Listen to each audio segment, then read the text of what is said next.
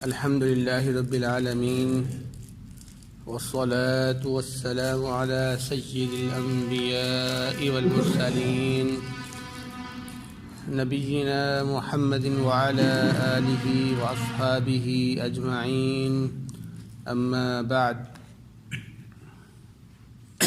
أعوذ بالله السميع العليم من الشيطان الرجيم بسم الله الرحمن الرحيم فما آمن لموسى إلا ذرية من قومه پس نہیں ایمان لے کر آئے موسیٰ علیہ السلام کے لیے مگر چند نوجوان اس کی قوم میں سے علی خوف من فرعون وملئهم ان یفتنہم، فرعون اور اس کے سرداروں کے خوف کے باوجود یہ کہ وہ ان کو فتنے میں ڈال دیں گے۔ وَإِنَّ فِرْعَوْنَ لَعَالٍ فِي الْأَرْضِ، اور بے شک فرعون بہت سرکش تھا زمین میں۔ وَإِنَّهُ لَمِنَ الْمُسْرِفِينَ، اور بے شک وہ حد سے بڑھنے والوں میں سے ہے۔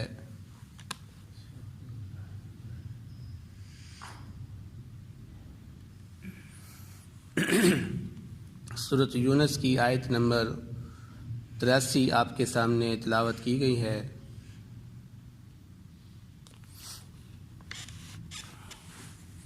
جیسا کہ آپ کو معلوم ہے کہ مصر کے اندر دو طرح کی قومیں رہتی تھیں۔ ایک قوم بنی اسرائیل جو کہ موسیٰ علیہ السلام کی قوم تھی،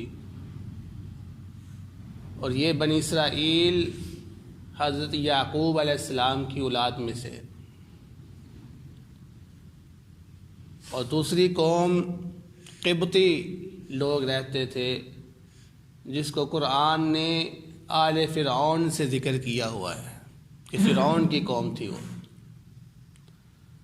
اب مصر کے اندر فرعون کی حکومت تھی، یعنی قبطیوں کی حکومت تھی، اور قبطیوں کا بنی اسرائیل کے ساتھ آپس میں بہت زیادہ دشمنی تھی۔ اس لیے جب قبطیوں کی حکومت آئی تو انہوں نے تمام بنی اسرائیل کو اپنا غلام بنا لیا، محکوم بنا لیا، اور ان پر آئے دن ظلم کرتے تھے وہ۔ تو موسیٰ علیہ السلام کا فرعون کے پاس آنا، مصر میں آنا، یہ ان بنی اسرائیل والوں کے لیے ایک خوشخبری تھی کہ شاید ہمیں موسیٰ علیہ السلام یہاں سے چھڑا دیں یا ہماری فرعون سے جان چھوٹ جائے گی۔ تو اللہ رب العزت اس آیت مبارکہ میں یہ فرما رہے ہیں کہ موسیٰ علیہ السلام جب وہاں پر آئے تو ان کی قوم میں سے چند نوجوانوں نے ہی ان پر ایمان لے کر آئے۔ اب قوم سے مراد کس کی قوم ہے اس کی وضاحت نہیں ہے، اس لیے مفسرین نے یہاں پر دو رائے بیان کی ہیں۔ ایک رائے یہ ہے کہ موسیٰ علیہ السلام کی قوم میں سے چند لوگ ایمان لے کر آئے، یعنی بنی اسرائیل۔ باقی کیوں نہیں ایمان لے کر آئے؟ فرعون کے ڈر کی وجہ سے۔ تو اس قوم میں جو نوجوان تھے، باہمت لوگ تھے، بس وہی جو موسیٰ علیہ السلام پر ایمان لے کر آئے۔ باقی اس خوف سے ڈرتے رہے کہ اگر ہم ایمان لے آئیں تو ایسا نہ ہو فرعون ہم پہ ظلم کر دے، ہمیں سزا دے ہمیں۔ جس طرح عام طور پر ایک بڑے لوگوں کا بھی مصلحت کی طرف اشارہ ہوتا ہے کہ یا مصلحت کا تقاضا یہ ہے کہ ابھی جلدی نہ کی جائے، تو اس قوم میں جو بھی بڑے لوگ تھے انہوں نے کہا ابھی جلدی نہیں کرنی چاہیے کیونکہ ہو سکتا ہے فرعون ہم پہ ظلم کرے۔ تو جو نوجوان لوگ تھے انہوں نے جلدی کی اور موسیٰ علیہ السلام پر ایمان لے کر آئے۔ جیسا کہ نبی کریم صلی اللہ علیہ وسلم کے زمانے پہ بھی اکثر صحابہ کرام کا یہی تھا کہ جو نوجوان طبقہ تھا انہوں نے نہیں دیکھا کہ مشرکین مکہ ہم پر کیا ظلم کریں گے یا ہمیں فتنے میں ڈال دیں گے، بلکہ فوراً ایمان لے کر آ گئے۔ اور کئی ایسے لوگ تھے جو انتظار میں تھے کہ نہیں جب تک اسلام غالب نہیں آ جاتا ہم اسلام نہیں لے کر آئیں گے۔ خیر دوسری دوسری بات یہ ہے کہ بنی اسرائیل کی قوم میں سے ایک قارون تھا جو کہ بنی اسرائیل میں سے تھا. یہ فرعون کا جو ہے نا بہت قریبی بن چکا ہوا تھا, مشیر کہہ لیں آپ یا خزانچی کہہ لیں آپ, تھا بنی اسرائیل کا لیکن فرعون کے بڑے قریب تھا یہ, تاکہ اپنا فائدہ حاصل کر سکے. اور دوسری رائے اس میں یہ ہے کہ قوم سے مراد فرعون کی قوم مراد ہے جو کہ قبطی ہیں, کیونکہ موسیٰ علیہ السلام کی قوم تو پہلے ہی منتظر تھی موسیٰ علیہ السلام کی, وہ تو اس پر ایمان لے کے آ چکی تھی اور وہ تو انتظار کر رہے تھے کہ کوئی آئے ہمیں یہاں سے چھڑائے. اس لیے بنی اسرائیل تو موسیٰ علیہ السلام پر پہلے ہی ایمان لے کر آ چکے تھے. یہاں پر جو مراد ہے وہ فرعون کی قوم میں سے مراد ہے کہ فرعون کی قوم میں سے یعنی قبطیوں میں سے چند لوگ ہی ایمان لے کر آئے تھے, باوجود اس کے کہ ان کو علم تھا کہ ہم پر ظلم کیا جائے گا, فرعون ہم پہ بہت فتنے برپا کرے گا, لیکن پھر بھی وہ ایمان لے کر آئے. اور ان میں سے ایک فرعون کی بیوی حضرت آسیہ رضی اللہ تعالیٰ عنہ بھی تھی جو کہ موسیٰ علیہ السلام پر ایمان لے کر آ گئی تھی. تو اللہ رب العزت نے یہاں اس پہلی آیت کے اندر یہی بیان فرمایا ہے, فرمایا کہ یہ نوجوان باوجود اس کے ایمان لے کر آ گئے کہ فرعون بڑا ظالم ہے, بڑا سرکش ہے, حد سے گزرنے والا ہے, وہ کچھ بھی کر سکتا ہے, کیونکہ وہ اپنے آپ کو رب کہتا تھا.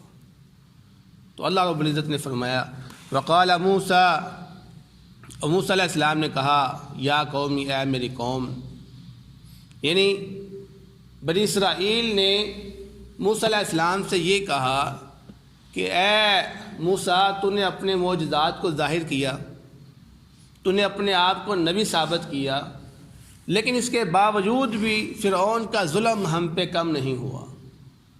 تیرے آنے سے پہلے بھی جو ہم پہ ظلم ہوتا تھا وہ تیرے آنے کے بعد بھی ہم پر ظلم ہو رہا ہے, یعنی تیرا آنے کا ہمیں فائدہ کو نہیں ہوا. تو موسیٰ علیہ السلام نے پھر آگے ان کو جواب دیتے ہوئے کہا کہ وقال موسیٰ یا قومی, موسیٰ علیہ السلام نے کہا ہے میری قوم, ان کنتم آمنتم باللہ, اگر تم اللہ رب العزت پر ایمان لے کر آئے ہو, فعلیہ توکلوا, تو پھر اسی کے اوپر تم توکل کرو, میرے بھروسے پہ نہ رہو. توکل کرنا ہے تو اللہ رب العزت کی ذات پہ کرو, ان کنتم مسلمین, اگر تم مسلمان ہو. یعنی تم صبر سے کام لو. مقصد کیا ہے؟ صبر سے کام لو. وہ ایک جگہ پہ فرمایا, موسیٰ علیہ السلام نے فرمایا کہ ان قریب اللہ رب العزت تمہیں تمہارے دشمن سے نجات دلا دے گا, اس لیے ہمت نہیں ہارنی, اللہ رب العزت پر توکل کرنا ہے اور صبر کرنا ہے. صبر سے کام لیں گے تبھی ہم کامیاب ہوں گے.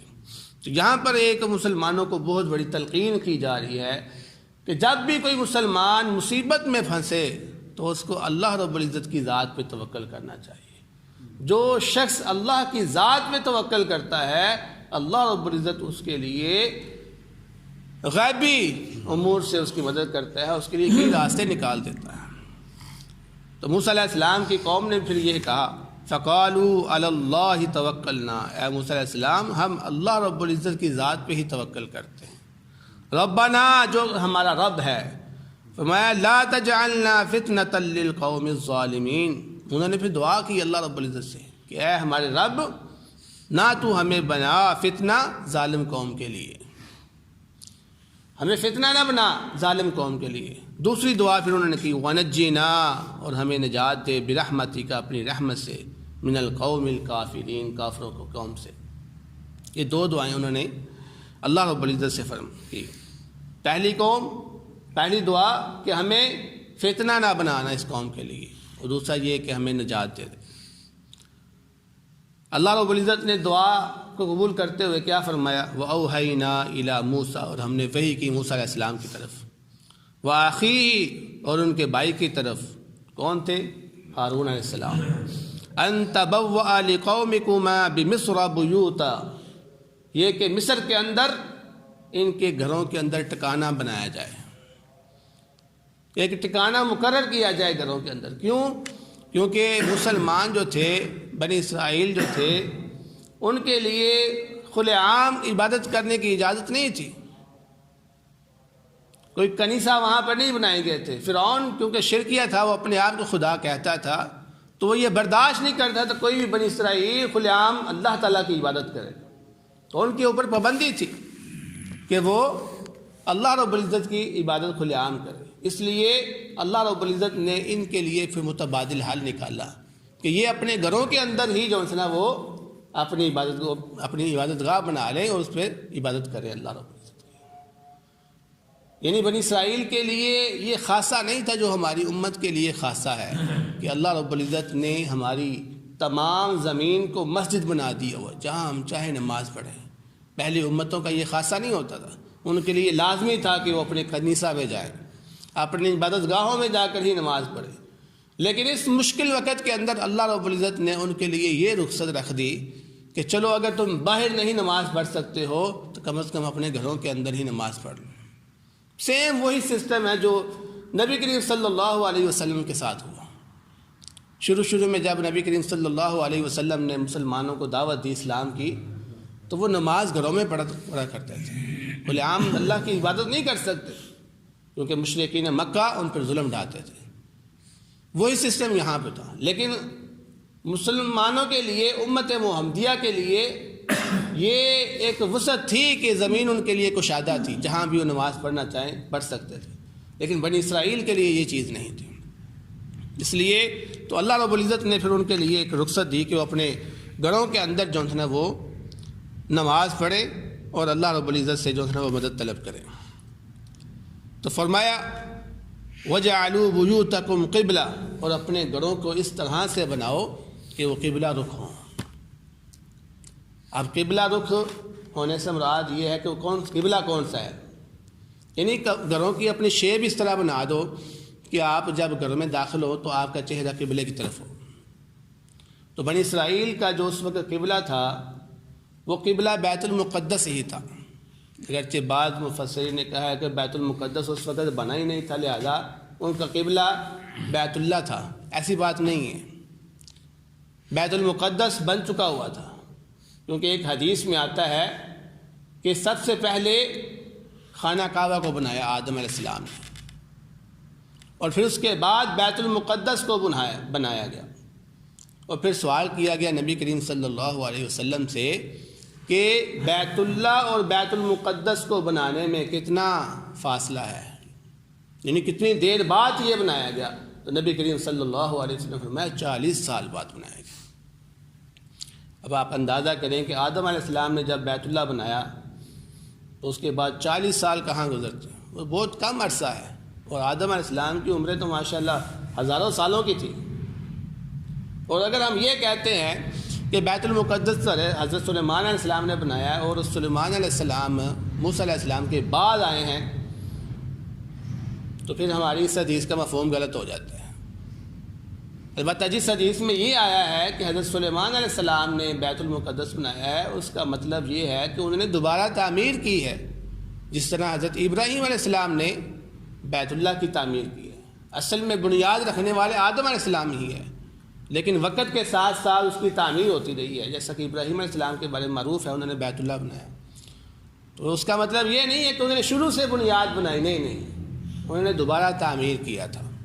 اسی طرح سلیمان علیہ السلام کے بارے میں جو آتا ہے کہ انہوں نے بیت المقدس کو بنایا, تو اس کا مطلب یہ ہے انہوں نے دوبارہ تعمیر کیا تھا, جبکہ اصل بنیاد ان کی حضرت آدم علیہ السلام نہیں رکھی ہوئی ہے. تو بنی اسرائیل اس وقت بیت المقدس کی طرف منہ کر کے نماز پڑھا کرتے تھے. تو فرمایا وَأَقِيمُوا الصَّلَاةَ, اور نماز کو قائم کرو. وَبَشِّرِ الْمُؤْمِنِينَ, اور مومنوں کے لیے خوشخبری ہے, اس میں مومنوں کو خوشخبری دے دو. اب یہاں پر دیکھیں اللہ رب العزت کس چیز کی آپ کو تلقین کر رہے ہیں. 2 چیزوں کی, صبر کرو اور نماز قائم کرو, تم اپنی مشکل سے نکل جاؤ گے. اب ہم دیکھیں کہ اگر ہم مشکل میں ہیں تو ہم نے اس کا حل کیسے نکالنا ہے. 2 چیزوں کو اختیار کرتے ہیں. ایک ہم نے تکلیف پہ صبر کرنا ہے, اور دوسرے اللہ رب العزت سے مدد مانگنی ہے نماز کی شکل میں. نماز ادا کرو, نفل ادا کرو, اللہ کے آگے گر گراؤ, سجدے میں گر جاؤ. یہ بہترین شکل ہے اللہ رب العزت کے قریب جانے کی. اس سے بہترین شکل اور نہیں ہے کہ نماز انسان پڑھے اور سجدے میں اللہ رب العزت کے آگے گر جائے. اللہ رب العزت ضرور اس بندے کو پھر اس مصیبت سے نجات دے. اب یہ کوئی چھوٹی مصیبت نہیں تھی کہ فرعون کے عذاب سے، اس کی پکڑ سے، اس کی حکومت سے ہم آزاد ہو جائیں۔ تو آج اگر ہم سمجھتے ہیں کہ ہمارے اوپر بھی ایسی حکومتیں آ گئی ہیں جو کہ ظالم ہیں، جو کہ ہمیں اسلام پر عمل کرنے نہیں دیتی، ہمیں جینا نہیں دیتی، تو آپ ایک پہلا کام صبر کرنا ہے اور دوسرا کام نماز پڑھنی ہے۔ نماز کی طرف آ جاؤ، مسجدوں کی طرف آ جاؤ، اللہ کے آگے گر گراؤ، اپنے گناہوں کی معافی مانگو، اللہ رب العزت آپ پر اچھے حاکم لے کے آ جائے۔ یہی اصل میں مین مقصد ہے۔ اسی پر عمل کریں گے ہم نجات پا جائیں گے، ہم آسانیوں کی طرف آ جائیں گے۔ تو دعا ہے اللہ رب العزت نے جو سنا ہے اس پر عمل کرنے کی توفیق عطا فرمائے۔ بہترین صدقہ جاریہ حاصل کرنے کے لیے اس ویڈیو کو لائک، کمنٹ اور شیئر کرنا مت بھولیں۔